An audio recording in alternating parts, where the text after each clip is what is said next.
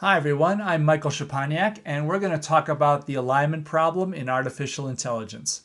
The reason I call this talk the alignment problem for the rest of us is it really is my intention to talk about the alignment problem in a way that is accessible to people that aren't necessarily working in this field.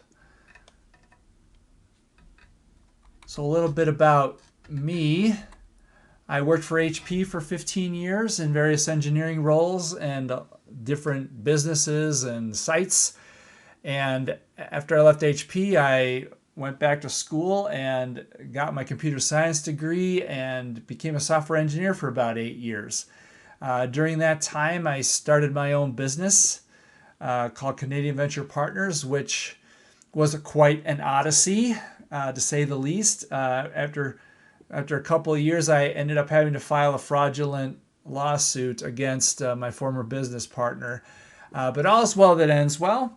The lawsuit resolved itself successfully from our perspective. We got our money back and a little bit of a return. But what was really interesting about that time period was that in order to create the evidence base for the litigation, it really required a lot of data work. And because my lawyer was working primarily on contingency, I had to do all that work myself.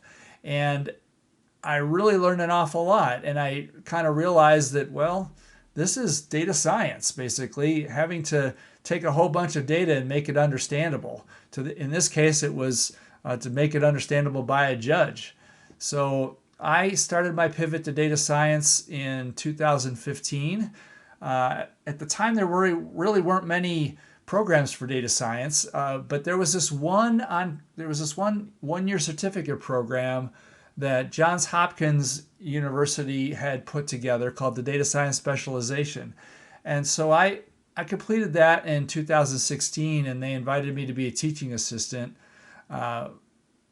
Volunteer teaching assistant for that specialization. And I did that for about a year while I was taking a bunch more courses and doing personal projects. That eventually led to my getting employed as a data scientist in 2017. I was hired by a company called Keypoint Government Solutions, which eventually became Perspecta, which eventually became Peraton. And my focus in that role was in operations research.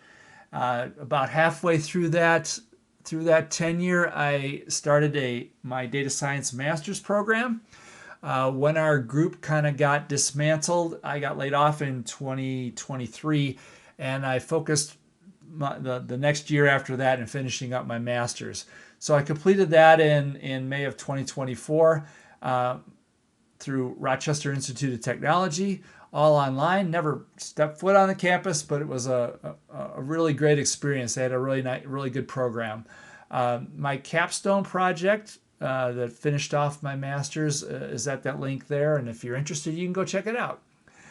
Since I've graduated, my postgraduate work, I've been doing some research, personal projects, and continuing my education.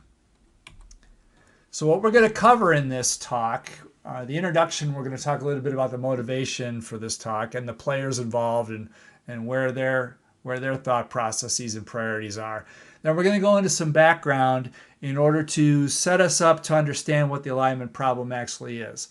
And once we have that background and we understand what the alignment problem is, we can talk a little bit more succinctly about what has gone wrong in this area and what can go wrong in the future.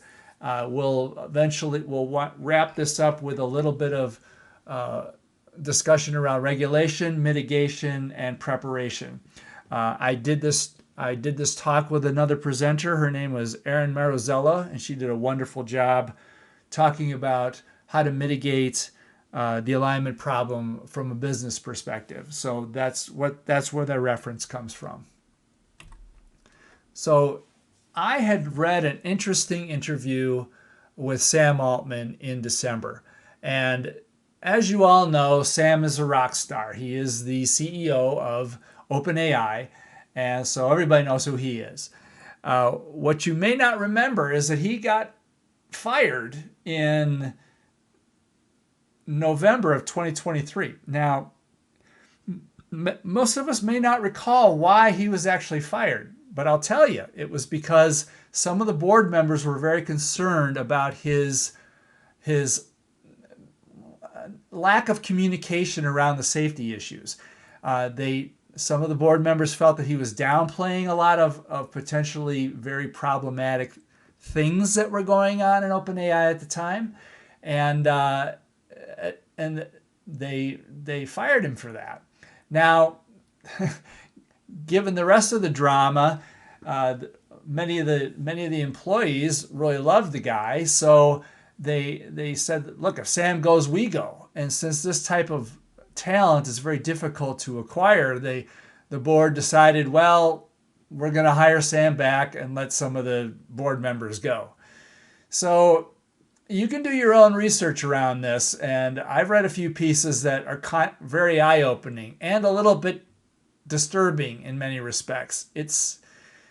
I don't think there's any big conspiracies going on here, but some of the choices are eye-opening, okay?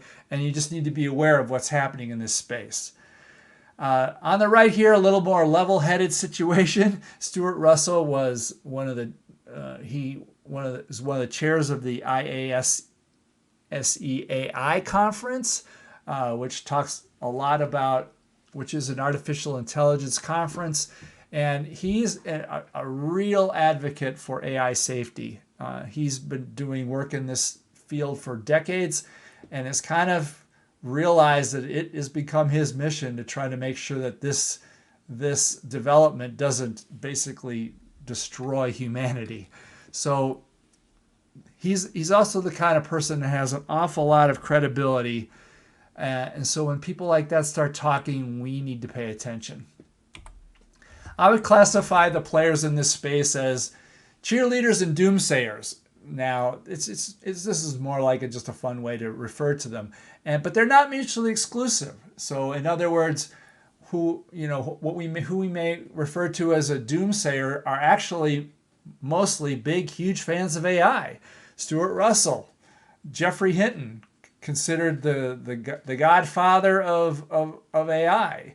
Yoshio Bengio, who's one of Hinton's early grad students, who's also quite famous, and many, many, many others, Dario Amodei, et cetera, et cetera.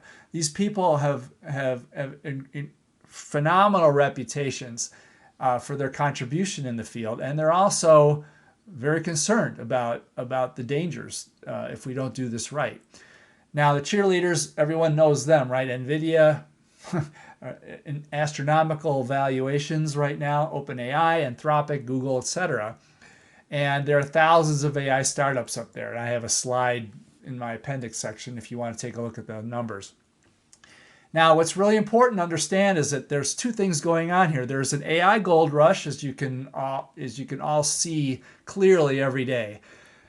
And it's not just a gold rush, because it's not just the business opportunity that these companies are pursuing. It is also a survival imperative, in that, think back to when nuclear power was being developed.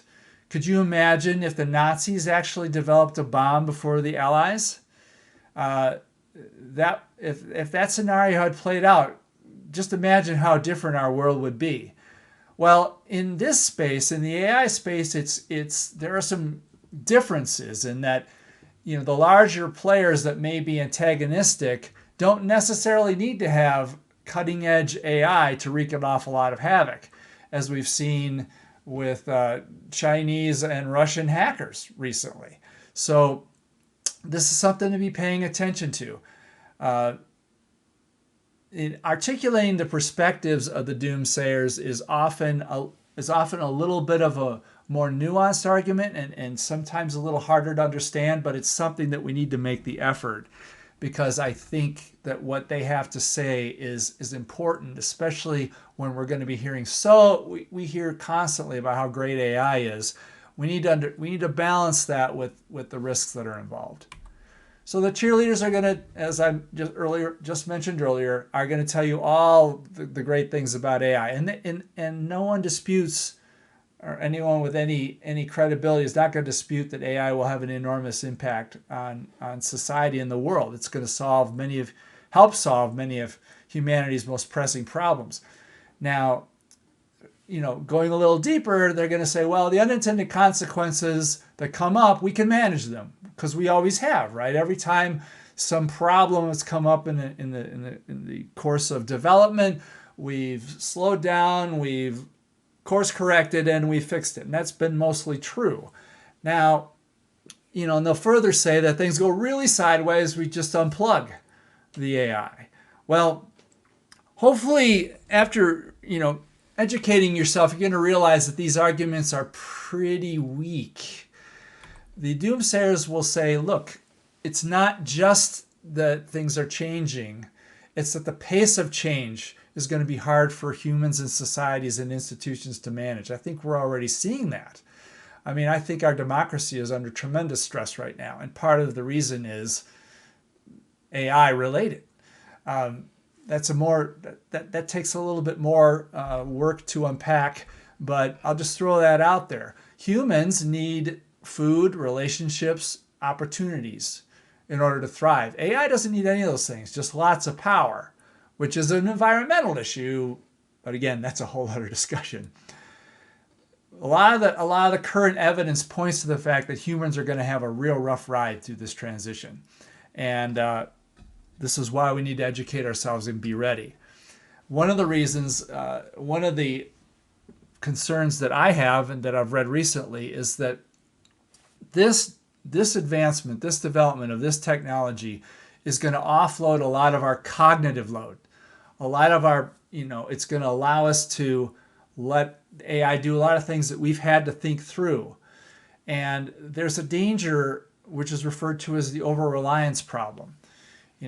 In terms of things that we've had to think through, things that we've had to understand to make happen.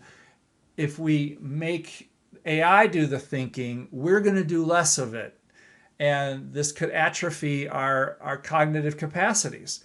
And our collective intelligence can degrade. And we're actually seeing evidence of that right now. And I have some references in my reference section that actually point to that. So, when AI gets really advanced to the point of superintelligence, the idea that we can just yank the cord if things go sideways is a little bit naive, because these agents are going to surpass us in intelligence in many ways, and which means they will probably have strategies in order to prevent themselves from being shut off.